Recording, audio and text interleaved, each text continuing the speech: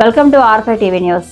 నంద్యాల జిల్లా శ్రీశైలం నియోజకవర్గంలోని శ్రీశైల దేవస్థానంలో 12/1/2026 నిర్వహించిన హుండీల లెక్కింపులో ఆలయానికి మొత్తం 3,72,50,251 నగదు ఆదాయం లభించింది.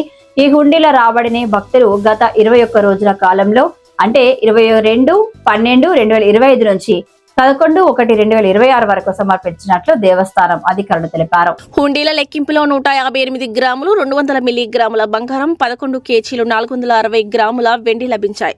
అలాగే యుఎస్ఏ డాలర్లు, UAE dirhams, Kuwait dinar, Saudi riyal, Singapore, Canada, Australia డాలర్లు, England pounds, Malaysia ringgits, Oman paisa, యూరోలు, ఫిలిప్పీన్, వియత్నాం తదితర దేశాల విదేశీ కరెన్సీ కూడా లభించింది. పటిష్టమైన భద్రతా ఏర్పాట్ల మధ్య సీసీ కెమెరాల నిఘాలో హుండీల లెక్కింపును నిర్వహించారు. ఈ కార్యక్రమంలో దేవస్థానం కార్యనిర్వహణాధికారి శ్రీనివాసరావు, ధర్మకర్తల మండలి సభ్యులు A V Ramana, Chettibotla Bharadwaj Sharma, deputy EO R రమణమ్మతో పాటు వివిధ విభాగాల అధికారులు, సిబ్బంది, శివ సేవకులు పాల్గొన్నారు.